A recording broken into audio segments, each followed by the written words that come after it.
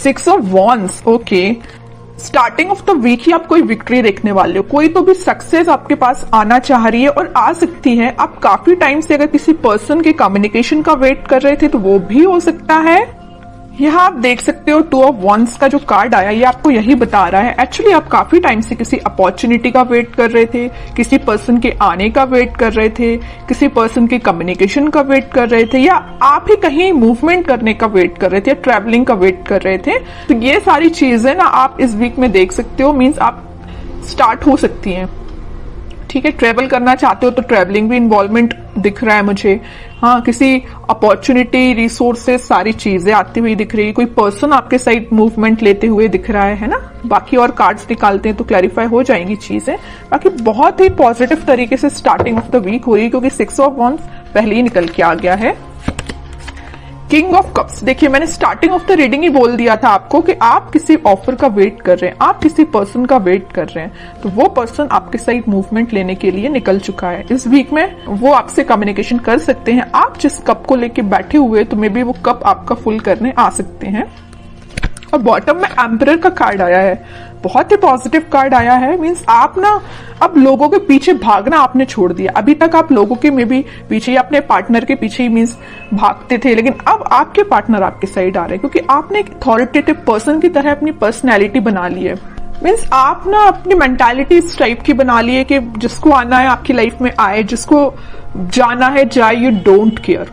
अच्छी चीज है, इस एम्परर मोड में ही रहना है। आप बता दूं, वापस से किसी नेगेटिव सिचुएशन में नहीं जाना है। अगर पॉजिटिव शिफ्ट आप अपने अंदर लेके आए हो ना, उसको मेंटेन करके रखिए, और नहीं लाए हो तो लेके आइए, एम्परर मोड में आइए आप। ये कार्ड आपको यही बताना चाह रहा है। ठीक है, बहुत रह लिया आपने नेगेटिव फेस में, बहुत आपने नेगेटिविटी से डील कर लिया।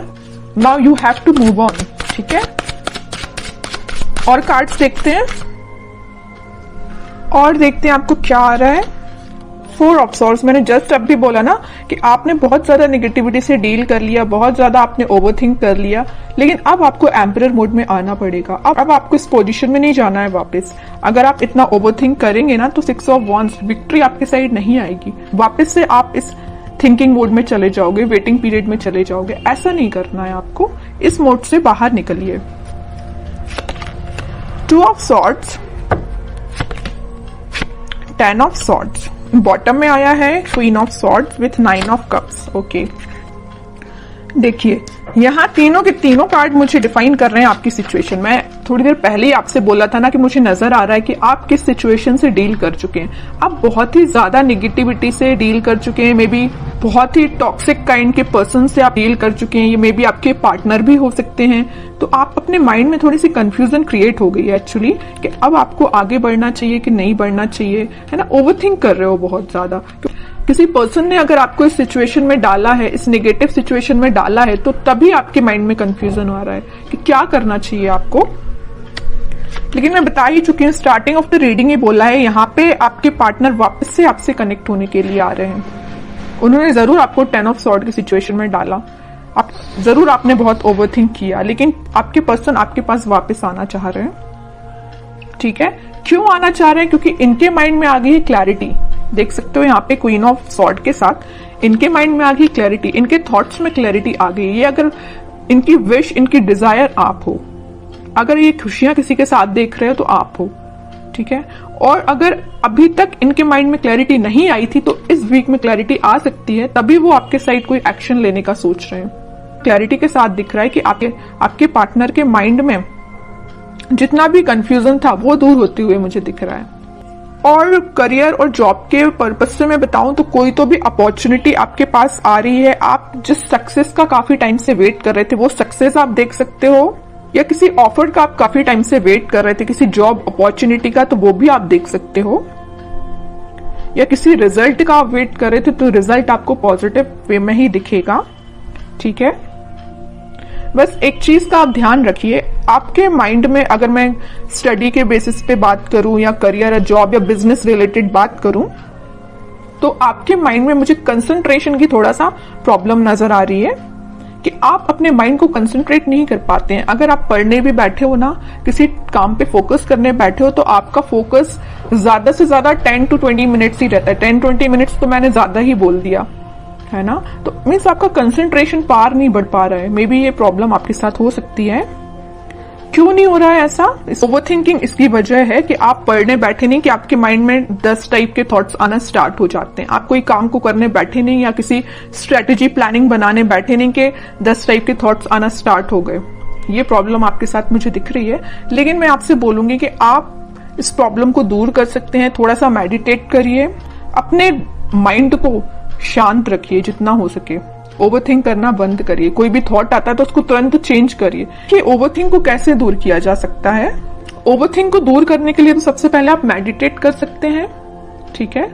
दूसरी चीज है कि अगर आपके माइंड में कोई नेगेटिव थॉट आया है तो आप उसको वापस से चेंज कर सकते हैं। मतलब किसी दूसरे थॉट को माइंड में लेके आइए कि अभी राइट नाउ आपकी प्रायोरिटी क्या है। क्या आपके माइंड में जो नेगेटिव थॉट आया वो प्रायोरिटी है, या कोई पर्सन आपके माइंड में आया तो वो प्रायोरिटी है, कि आपके लिए जो अभी आप काम कर रहे हो वो प्रायोरिटी है। तो अपनी टू डू लिस्ट बनाइए, अपनी प्रायोरिटीज बनाइए लाइफ में, है ना। जब अपनी प्रायोरिटी आप बना लोगे तो आप उस पर काम करना शुरू करोगे, ठीक है। तो आपका कंसंट्रेशन पावर धीरे धीरे करके इंक्रीज होगा।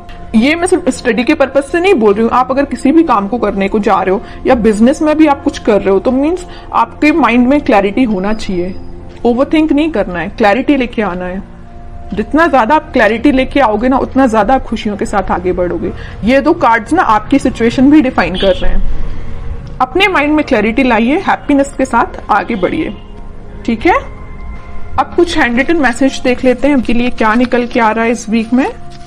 Transformation begins. मैं स्टार्टिंग ऑफ द रीडिंग ही बोल चुकी थी 6 ऑफ वॉन्ड्स के कार्ड के साथ देख के कि आपकी लाइफ में कोई तो भी पॉजिटिव रिजल्ट आ सकता है, कोई तो भी सक्सेस आ रही है, कोई तो भी पर्सन एंट्री लेने वाला है। तो वही कार्ड निकल के आया, transformation begins. Okay, remember to forgive. सबसे मेन मैसेज है इस 10 ऑफ सॉर्ड कार्ड के साथ। मैंने आपसे बोला था अगर किसी पर्सन ने आपको इस नेगेटिव सिचुएशन में डाला है तो आप उसको फॉरगिव करिए। जितने जल्दी आप उसको फॉरगिव करेंगे ना, उतने जल्दी आप अपनी लाइफ में आगे बढ़ पाएंगे, है ना। किसी भी चीज को ना पकड़ के नहीं बैठना है, रिलीज करना है चीजें। Okay, new partner. ओके, यहाँ पे मैंने बोला था ना कोई पर्सन एंट्री लेने वाला भी है, तो ये आपको कोई न्यू पार्टनर भी हो सकता है, या आप जिससे कमिटेड है वो पर्सन भी हो सकता है, कोई भी हो सकता है। बट एक कार्ड यहाँ पे न्यू पार्टनर का आया, तो मैक्सिमम लोगों की लाइफ में कोई नया पर्सन भी एंट्री ले सकता है। Okay, honesty is essential.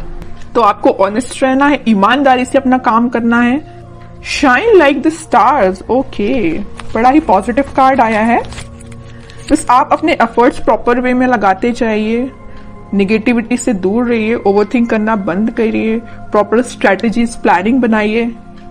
ये कार्ड फिर आप पे बिल्कुल रेजोनेट होगी ये चीज। ओके।